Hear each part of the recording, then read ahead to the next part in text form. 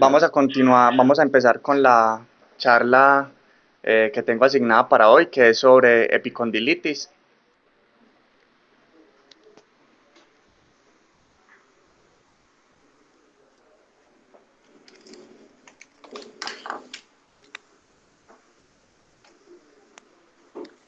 Se dice que la epicondilitis es un desorden musculoesquelético más frecuente que se presenta en el codo. Eh, Se denomina lateral al codo de tenista y a la epicondilitis medial el codo de golfista. Tiene una incidencia y prevalencia hasta el 3% en la epicondilitis lateral y el codo de golfista es menos frecuente con una incidencia hasta un 0.9%.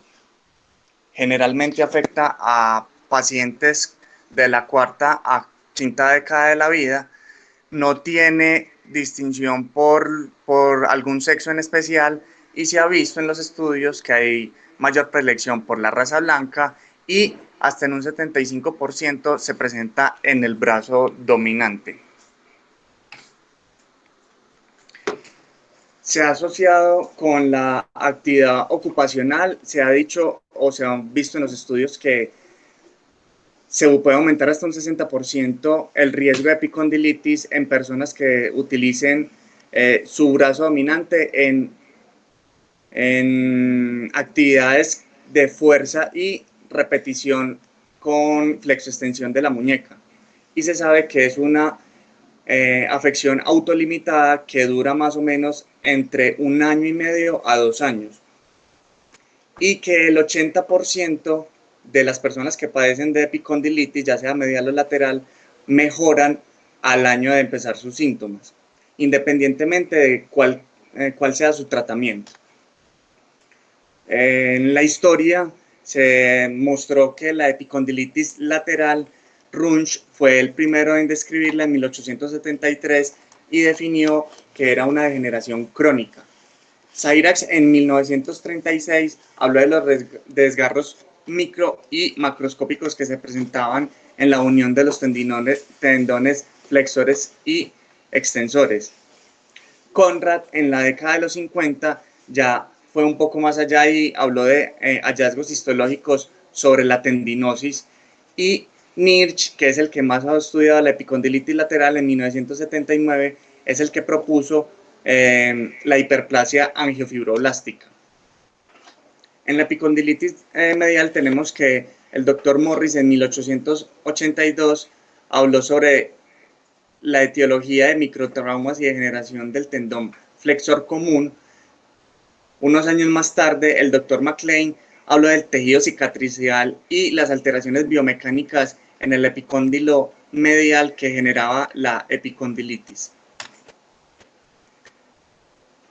Se dice que la epicondilitis, por su terminación, traduce inflamación, pero normalmente se trata de una tendinosis, ya que se trata de un proceso de hiperplasia vascular inmadura y fibroblastos activos. Por eso el término más común o más correcto que se debería decir sería tendinosis. En la anatomía tenemos que principalmente se afecta el tendón flexor y principalmente el flexor carpi radialis, brevis y el pronador teres en menor medida.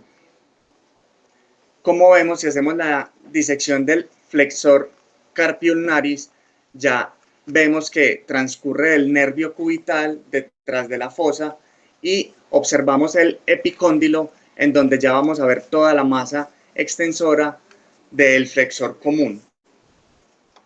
Es allí donde tenemos que darnos cuenta que hay cambios patológicos macroscópicos compatibles con la epicondilitis.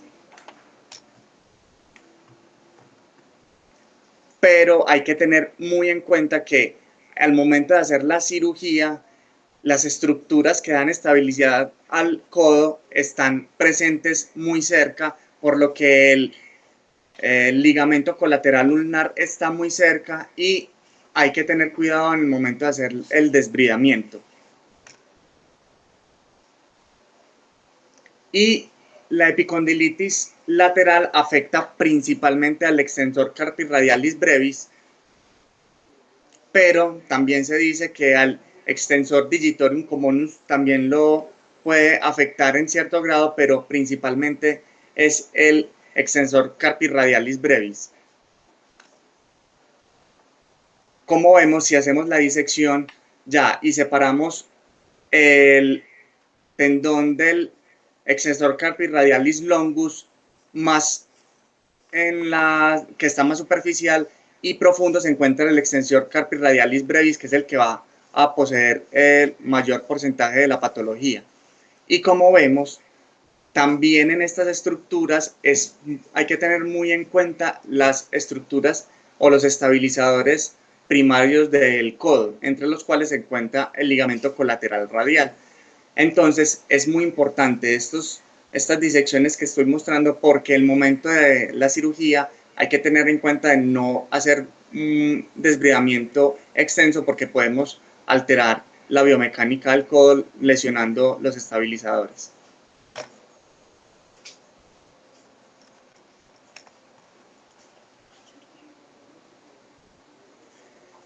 Si vemos, cuando hacemos la liberación del extensor, de la unión del extensor carpi radialis brevis, vemos que su unión al epicóndilo es de forma triangular, por lo que esto lo tenemos que tener en cuenta en el momento tanto de la cirugía abierta como de la cirugía artroscópica. Histológicamente, en la imagen de la derecha podemos ver un tendón por fotografía microscópica en la que se ven las fibras organizadas, horizontales, mientras que en la imagen de la izquierda observamos un tejido con fibroblastos, con vasos sanguíneos inmaduros, que lo que nos está haciendo es hablar de un evento hipóxico en el cual se están tratando de reclutar vasos sanguíneos para poder mejorar el aporte sanguíneo, el oxígeno y los nutrientes tisulares para poder realizar la reparación. Esta es la comparación entre un tendón sano y un tendón con epicondilitis. De la etiología, ¿qué podemos hablar? Que hasta el momento no se ha podido dilucidar con certeza cuál es su etiología, pero hay varios mecanismos por los cuales se han estudiado y se muestra que es un mecanismo degenerativo del tendón que conduce a una calcificación, una fibrosis, una proliferación vascular inmadura y una degeneración hialina de la inserción del tendón. Además, el uso excesivo y las actividades de estrés repetitivas hacen que lleve a unas contracciones excéntricas del extensor carpi radialis brevis, y en una menor medida, como habíamos dicho, el extensor digitorum también está comprometido en esta patología. Y se sabe que el microtraumatismo hace un desgarro en el origen del tendón que puede ser intrasustancial o ya completo, y que me puede aumentar los síntomas de la patología según el grado de desgarro. Nirsch, que es el que ha estudiado más la parte de la epicondilitis lateral, ha propuesto que hay 4 estadios en la epicondilitis lateral, que se encuentra en la primera etapa una inflamación sin tejido patológico al momento de hacerle la biopsia. En la etapa 2 se encuentran una degeneración angiofibrolástica y tendinosis, en lo que ya vamos viendo que hay más hipoxia de ese tendón, por lo cual se ven más vasos sanguíneos inmaduros y ya se empiezan a ver células fibroblásticas.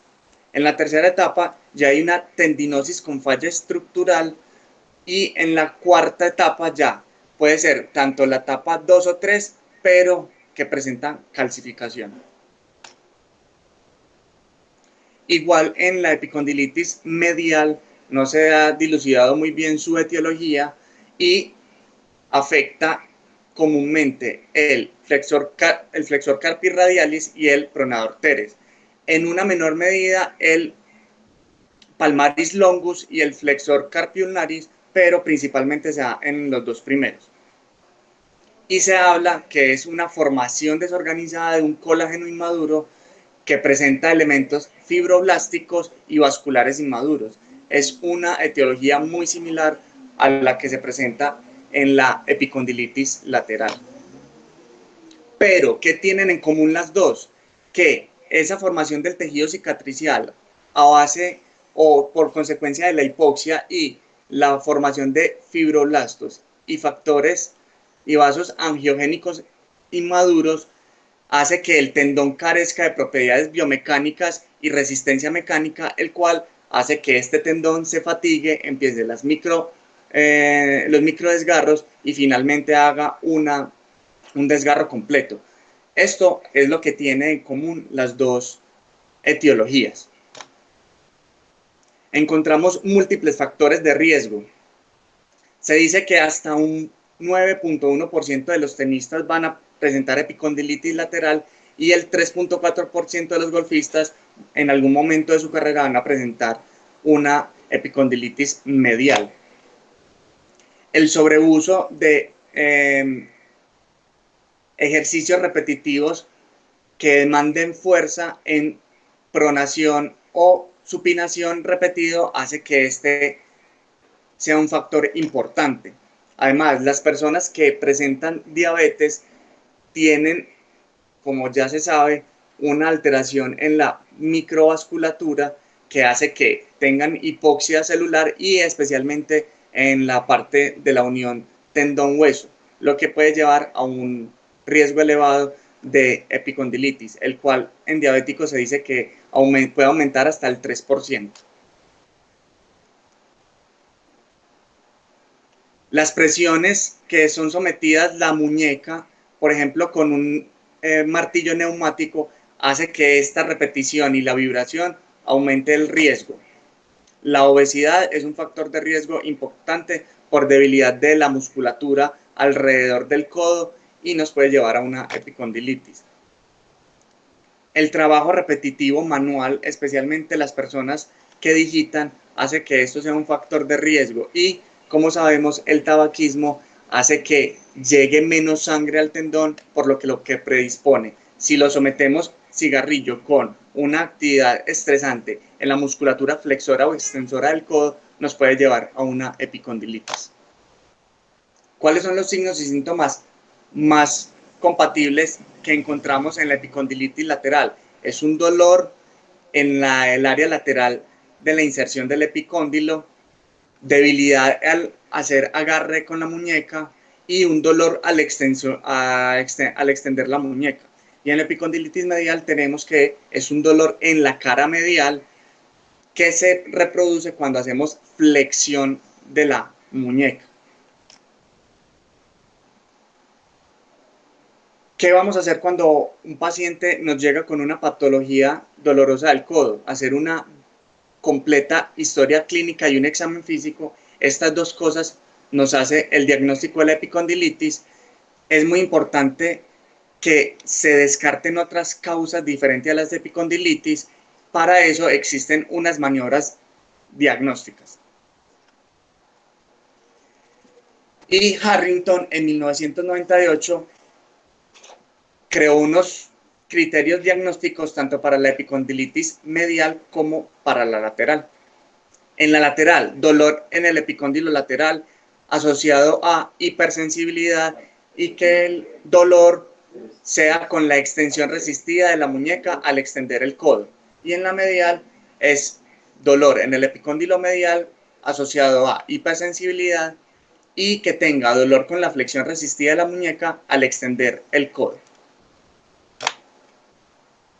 ¿Qué maniobras tenemos para hacer el diagnóstico de epicondilitis lateral? Tenemos la prueba de Cosen, que en el paciente con el antebrazo en reposo, en pronación,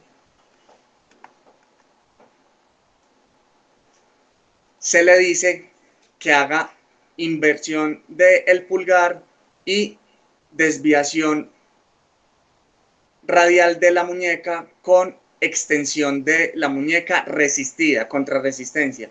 En ese momento el paciente va a manifestar un dolor en el epicóndilo lateral. La prueba de Mills, lo que hacemos es que el paciente hace una flexión del codo a 90 grados, le hacemos un poco de pronación, flexión de la muñeca y extensión del codo. En ese momento se hace un estrés de la musculatura extensora del codo, lo que nos hace el diagnóstico de la epicondilitis. Y la última prueba de Maudsley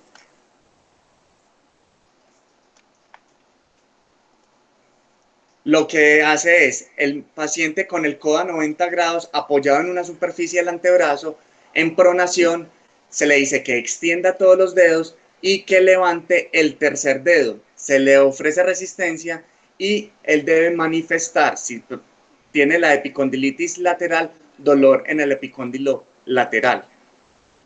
¿Y qué maniobras contamos con para el diagnóstico de la epicondilitis medial? La prueba de supinación de la muñeca con extensión del codo. El paciente lleva el codo en supinación, el antebrazo en supinación a 90 grados, hace extensión de la muñeca y extensión del codo. Ahí sometemos a estrés la musculatura medial y hacemos que se reproduzcan los síntomas para hacer el diagnóstico de una epicondilitis medial. Y la prueba de flexión contra resistencia es el paciente con el antebrazo en supinación y el codo a 90 grados, se le dice que cierre el puño y haga una flexión de la muñeca contra resistencia. Esto hace que la musculatura medial se estrese y si el paciente posee una epicondilitis medial va a referir el dolor. Pero muy importante, ¿qué diagnósticos diferenciales tenemos que resaltar? Que el paciente no tenga una plica sinovial. Esto se hace el diagnóstico con una resonancia magnética, el cual vamos a ver que hay una invaginación de esta sinovia que me hace un pinzamiento y ese pinzamiento se devuelve doloroso. Ya puede ser comúnmente en la parte lateral, entonces es un diagnóstico diferencial de epicondilitis lateral. El síndrome del túnel radial nos va a generar un dolor en la cara lateral del codo, pero asociado a parestesias. Entonces, en este caso, tenemos que interrogar muy bien por estos síntomas y hacer una prueba de Tinel. Y la osteocondritis disecante del capitellum. Esto nos va a ser diagnosticado con una resonancia y la clínica es más de dolor con el arco de movilidad en contrarresistencia y no con la musculatura flexora o extensora de la muñeca. Otra patología que es común con la edad es la osteoartrosis radiocapitelar. Entonces, con una radiografía podemos hacer el diagnóstico de esto y excluir la epicondilitis. La radiculopatía cervical también nos hace un dolor irradiado en todo el miembro superior asociado a parestesias, el cual tenemos que definir si viene desde la parte superior del cuello o es solo limitado al codo. Dentro de las ayudas diagnósticas tenemos la radiografía simple. No hace el diagnóstico, pero sí nos ayuda a descartar otras patologías, como ya lo vimos. Pero en los estadios avanzados de la epicondilitis, tanto medial como lateral, podemos observar en la imagen de su izquierda, ya vemos una entesopatía conformada con osteofitos en la unión tendón-hueso, mientras que en la parte de la imagen de la derecha vemos una incipiente calcificación de la unión miotendinosa. ¿Qué nos dice esto? Que el grado de epicondilitis y la cronicidad nos va a mostrar ya sea un osteofito, una entesopatía organizada o solo unas calcificaciones difusas. pero la radiografía nos sirve para descartar diagnósticos aparte de la epicondilitis.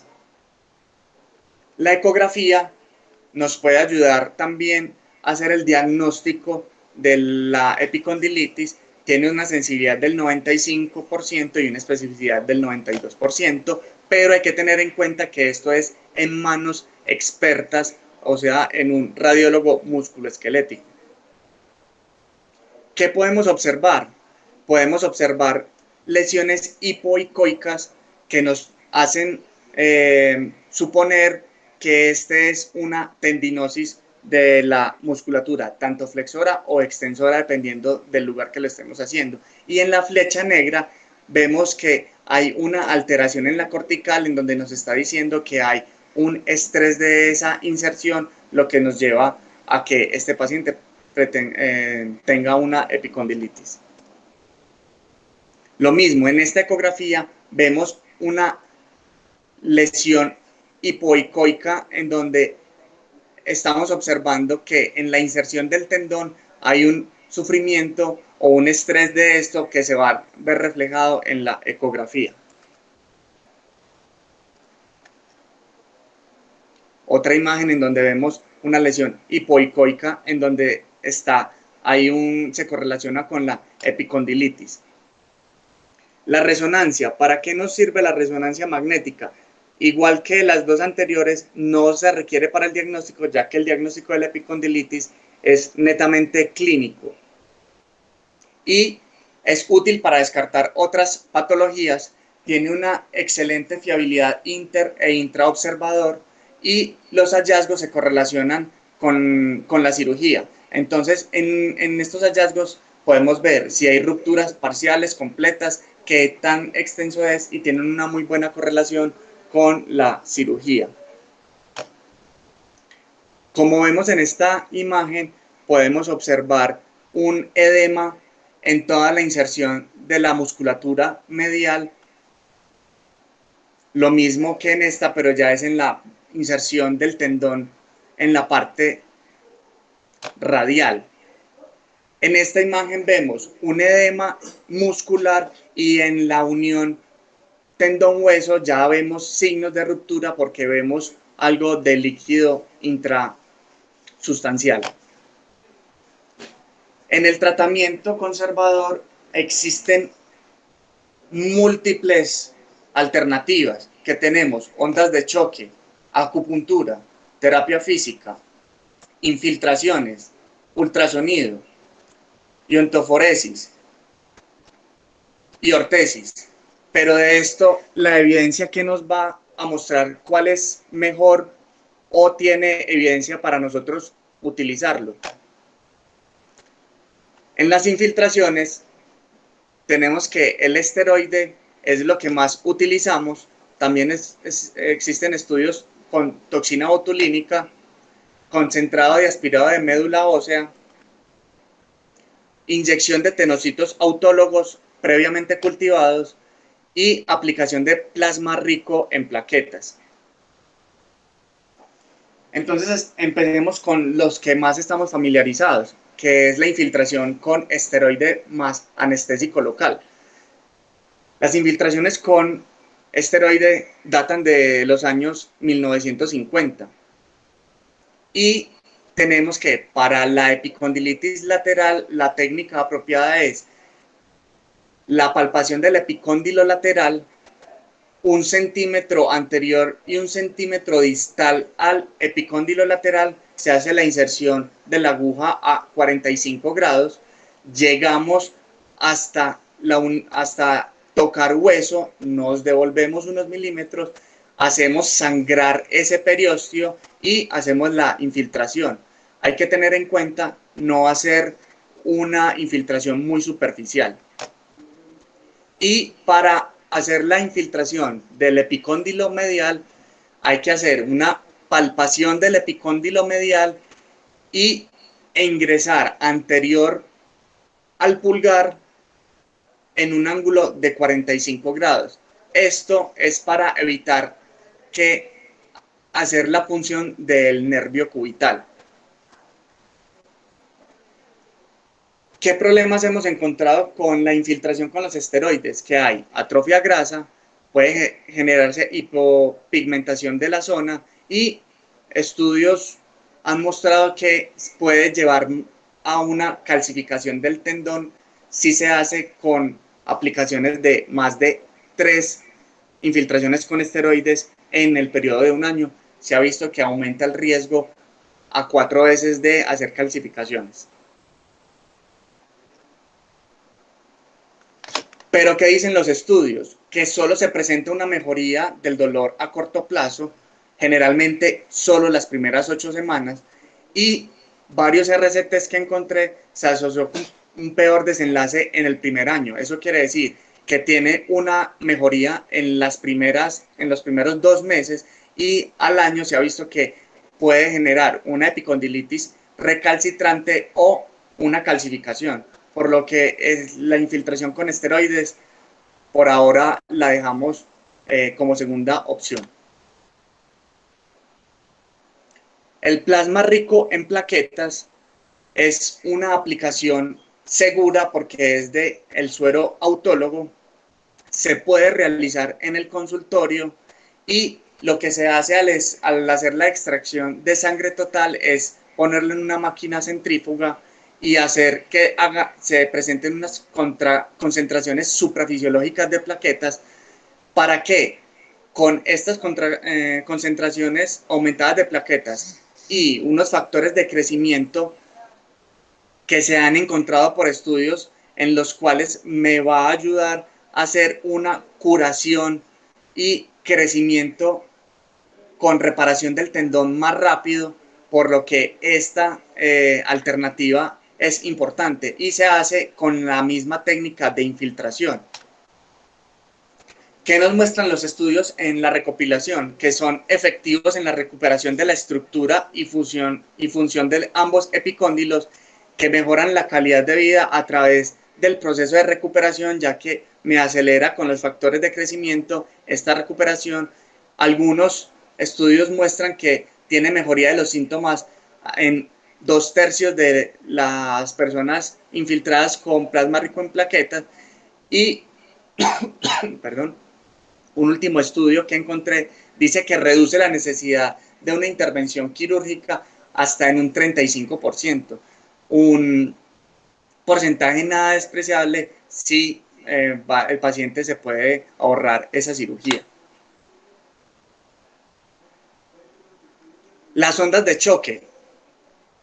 ¿Cómo es el mecanismo de las ondas de choque? Hace una vibración activa mediante el sistema del transductor, lo que hace que se active el ciclo de la inflamación y se trate de completar el curso y ese ciclo para que haya una resolución de los síntomas. ¿Qué ventajas dicen los autores que se tiene sobre las ondas de choque? Que el paciente puede continuar con su rutina habitual, no debe suspender su rutina habitual. Sí dicen que es mejor suspender la carga excesiva que tiene, ya sea en el epicóndilo lateral o medial, pero que no debe tener más que un reposo relativo. Entonces, el transductor se aplica en la parte, ya sea en el epicóndilo medial o lateral. Esto me genera unas ondas vibratorias que como ya expliqué, va a hacer que se continúe ese ciclo de inflamación para ver si se puede hacer que esa inflamación lleve a reparación y disminución de los síntomas. Entonces, ¿qué nos ha mostrado la literatura sobre las ondas de choque? Que es inferior en mejoría a mediano y a largo plazo con respecto a la infiltración con esteroides, pero que es una alternativa útil cuando los esteroides están contraindicados. Entonces, nos muestra que las ondas de choque no son tan efectivas como lo creíamos, pero que son una muy buena alternativa cuando el paciente ya se ha infiltrado previamente con esteroide o que tenga alguna contraindicación para su uso. En las ortesis, podemos ver que está indicado en los estadios iniciales. Su mecanismo de acción es que reduce la fuerza muscular intrínseca de la unión músculo-tendinosa. Entonces esto hace que el nervio tenga un descanso relativo mientras que el paciente realiza sus actividades diarias, pero tenemos que tener en cuenta que se puede llevar a una compresión del nervio interóseo, ya sea anterior o posterior. Por lo que tenemos que decirle al paciente cuáles son sus síntomas y si los presenta, retirarlo y hacer una sujeción más suave. Hay varios dispositivos para el manejo de la epicondilitis con respecto a las ortesis. Tenemos el que está localizado con la almohadilla en el epicóndilo, otro que me hace una restricción parcial del arco de movilidad y otro que sí se utiliza más para los posquirúrgicos o para la inmovilización completa del codo.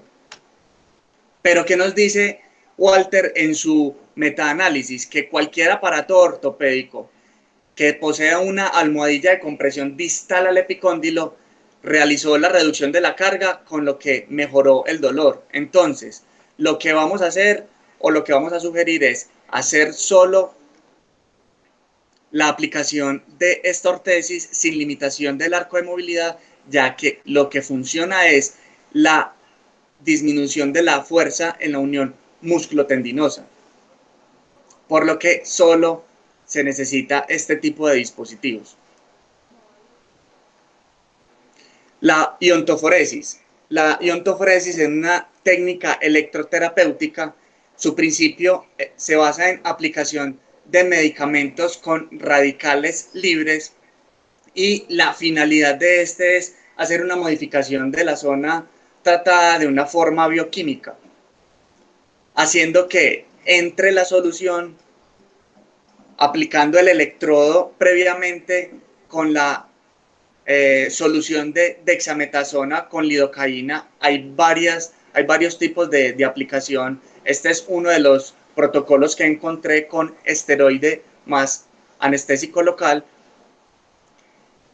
y se hace que esta descarga de aproximadamente entre 5 a 20 milivoltios haga la dispersión iónica del fármaco, pero hay que tener en cuenta que esta dispersión solo se hace hasta 1 centímetro de profundidad, por lo que solo se debe utilizar en zonas en donde queremos que actúe en menos de 1 centímetro de espesor, por lo que lo hace ideal para el tratamiento de epicondilitis medial o lateral.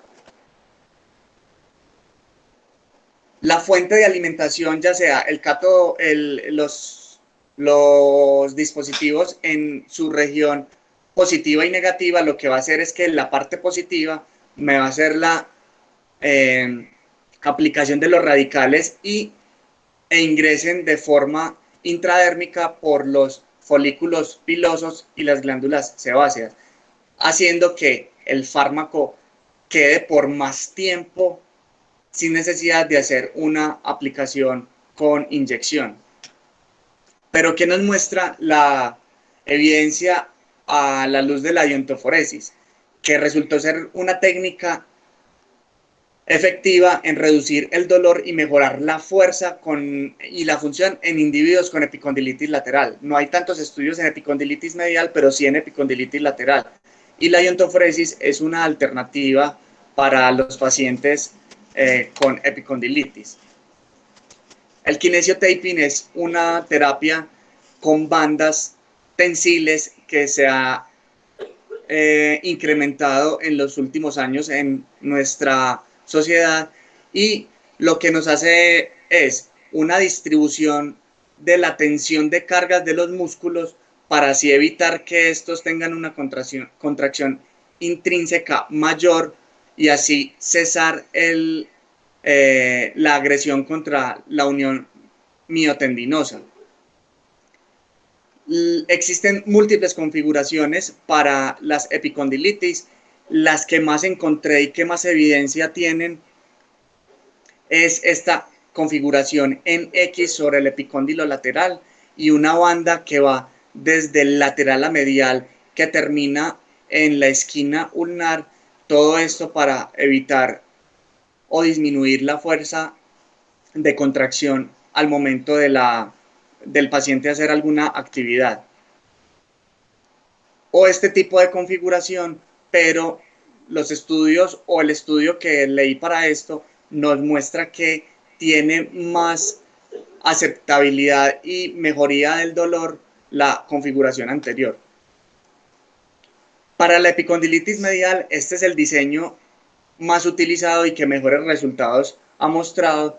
Se llama una banda bifurcada que va desde la muñeca hasta el pliegue antecubital hacia la parte lateral y medial, y se pone otro taping que va desde la musculatura de la inserción del epicóndilo medial hacia el tercio medio del antebrazo en la cara lateral, y se refuerza con otro para que disminuya la fuerza de carga sobre el epicóndilo lateral medial y así mejorar los síntomas de dolor. Esta configuración es muy parecida a la de la epicondilitis lateral. Se basa también en la disminución de las fuerzas intrínsecas y extrínsecas que genera la unión miotendinosa, pero la que más ha sido estudiada y mejores beneficios ha mostrado es la anterior. ¿Y qué nos muestra la literatura sobre el kinesiotaping? Que tiene una mejoría en varias escalas de medición de dolor y funcionabilidad del codo. Hay una mejoría de la escala análoga del dolor en reposo y en actividad, y que mejora la fuerza de presión al primer mes y al tercero. Entonces, como medida inicial no farmacológica, esta es una buena alternativa. Y para el tratamiento conservador tenemos, para ya hacer como una síntesis completa, tenemos tres fases. La fase inicial, que es la que se encarga de reducir el dolor, la inflamación y el edema. Se hace un descanso de las actividades agravantes sin necesidad de hacer una inmovilización completa del codo. Se utilizan medicamentos antiinflamatorios orales y otras medidas. En este protocolo utilizaron la iontoforesis, pero se puede utilizar la ortesis con almohadilla lateral o medial.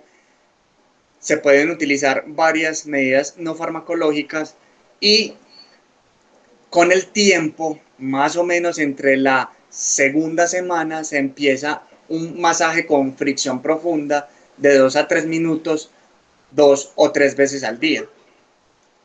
Después de esa fricción profunda se hace un masaje con hielo sin pasar de 5 minutos, y posterior, cuando ya el paciente vaya tolerando una mejor extensión, se empieza a hacer estiramientos de 30 segundos, 5 repeticiones, 3 veces al día. ¿Cómo se hacen esos estiramientos? Con flexión, extensión del codo, flexión y extensión de la muñeca, pronosupinación del antebrazo, y cuando ya el paciente vaya teniendo menos dolor, se empieza la fase de fortalecimiento en agarre, que se hace de 2 a 3 minutos por día, pueden ser con dispositivos que ofrezcan algo de resistencia. Cuando ya empecemos a hacer eso, se hace el refuerzo de la contrafuerza con estos mismos dispositivos, pero se aumenta la intensidad en tiempo y en veces en el día. La fase intermedia, ya superando la fase inflamatoria y de dolor, se continúa la parte de estiramiento, pero ya se empieza un fortalecimiento progresivo sin generar dolor. En el momento en que se genere dolor, este protocolo se tiene que devolver, y se tiene que hacer normalmente por 8 a 10 días más para volver a recuperar el estado de estar asintomático. ¿Cómo se hace? 3 series de 15 repeticiones 2 veces al día. Se hacen mancuernas ligeras para hacer pronosupinación con más o menos 2 libras. Se hace flexión extensión del codo con unas mancuernas hasta 3 libras. pero no se debe olvidar el fortalecimiento del hombro para disminuir la probabilidad de hombro congelado o una capsulitis adhesiva y una atrofia por desuso. Cuando ya esta serie vaya mejorando, que normalmente dura de mes y medio a 2 meses, se hace una reactivación de las actividades previas que generaban el dolor para así mejorar la reintegración laboral o a las actividades del paciente. Estos son los ejercicios que tenemos que enseñarles al paciente. Hay que tener en cuenta que siempre hay que insistirle que es un fortalecimiento progresivo que no genere dolor. Y la fase final de la rehabilitación es continuar estiramientos y fortalecimiento. Ya se hace un entrenamiento funcional con una corrección de la mecánica. Siempre utilizar hielo después de la actividad para frenar esa fase inflamatoria. Ya aquí se empieza a hacer un regreso gradual al deporte y se programa para hacer el mantenimiento de estiramiento y fortalecimiento 3 veces por semana, ya no tiene que ser diario.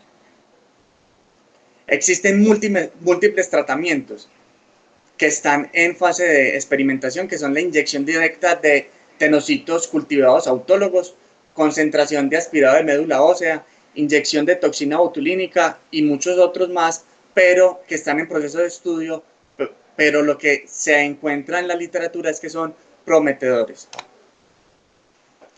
Hablemos del tratamiento quirúrgico. Solo el 11% de los pacientes con epicondilitis, ya sea medial o lateral, en algún momento van a requerir una intervención quirúrgica.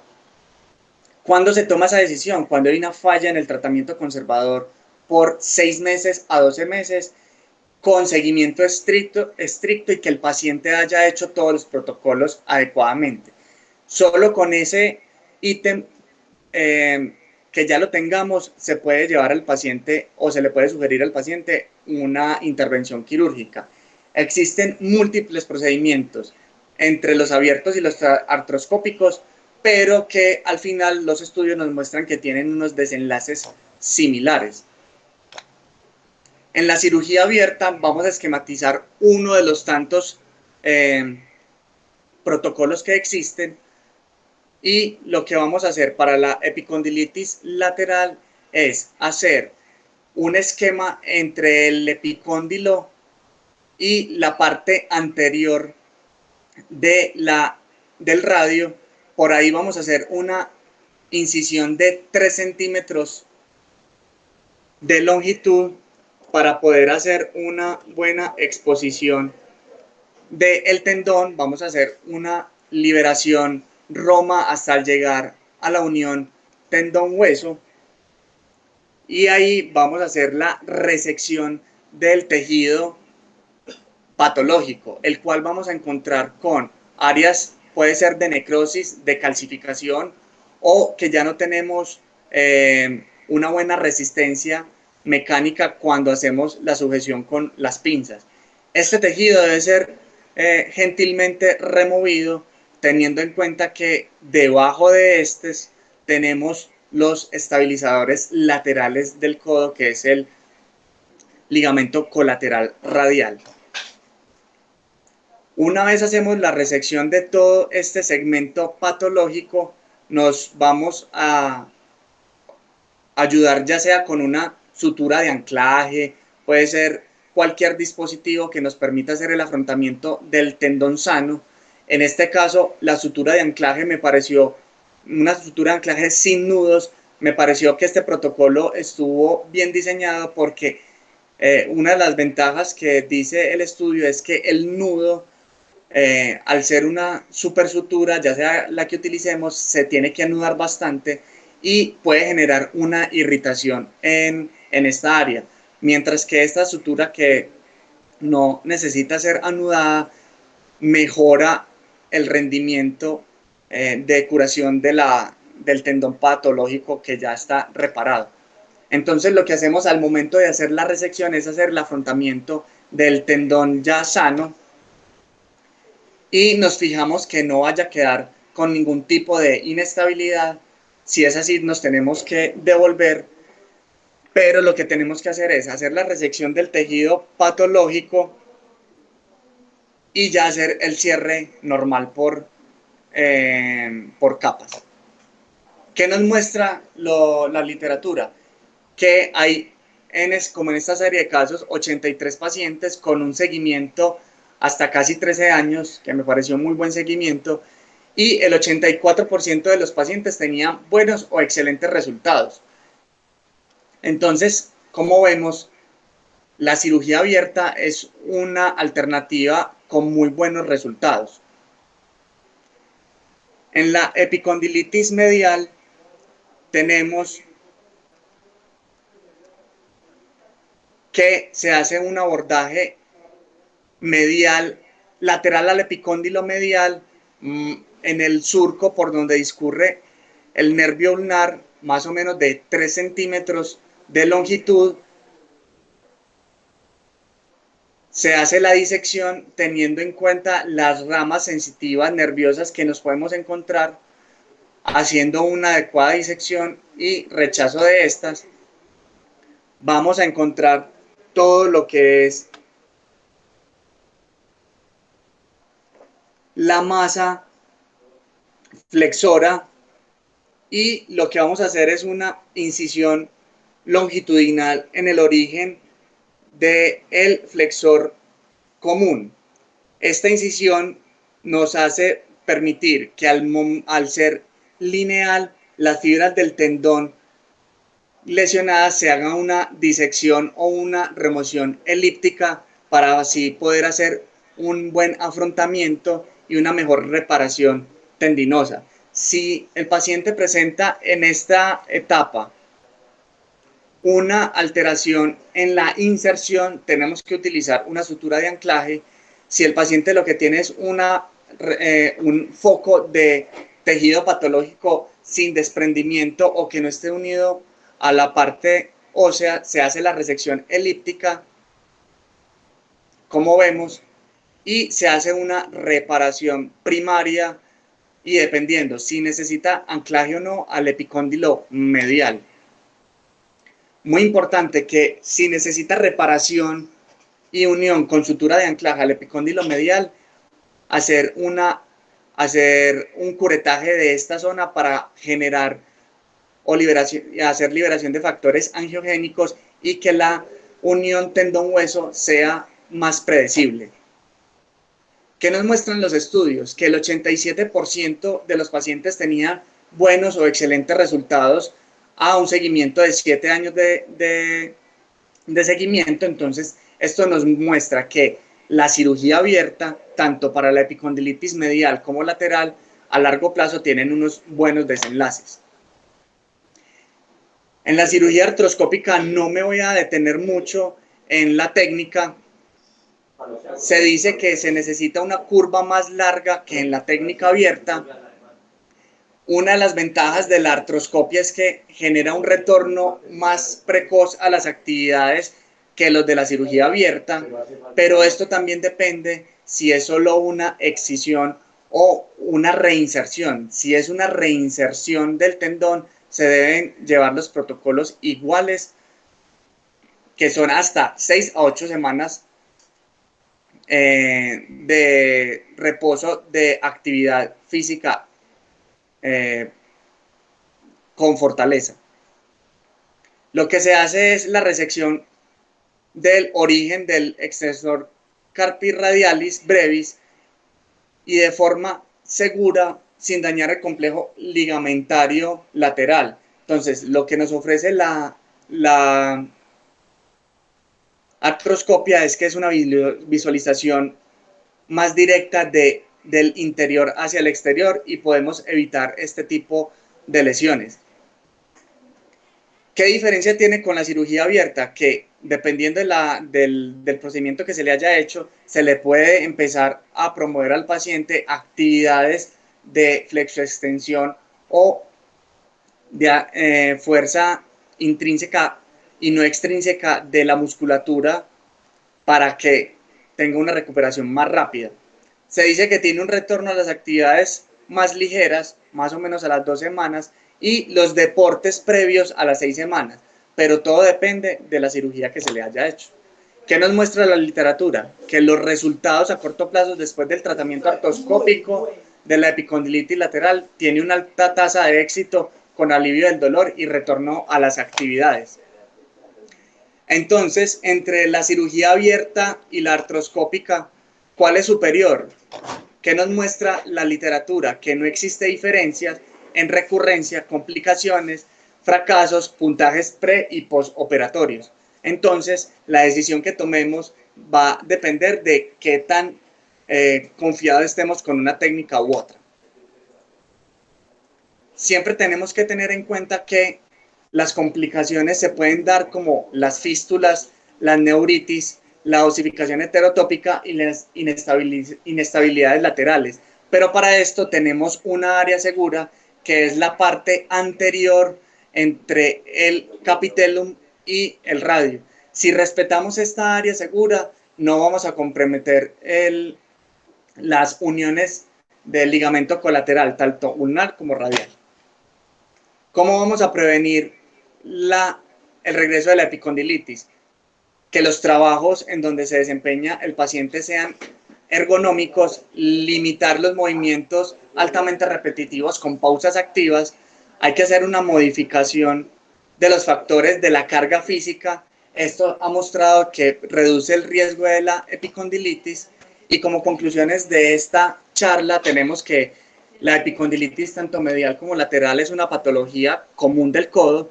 Se sabe que es autolimitada. El manejo conservador tiene una alta satisfacción o recuperación hasta el 90%. Solo el 10% de los pacientes son llevados a cirugía. Los tratamientos que están en desarrollo, como el plasma rico en plaqueta, el tratamiento celulares, con células madre, todo esto está en desarrollo, pero van por buen camino. Y sobre todo, independientemente de la técnica elegida, el tratamiento quirúrgico exitoso de la epicondilitis dependerá principalmente de la selección adecuada del paciente. Por eso tenemos que recalcarle al paciente que debe seguir un protocolo adecuado bajo supervisión entre 6 a 12 meses. Eso es todo lo que tengo para la charla de hoy.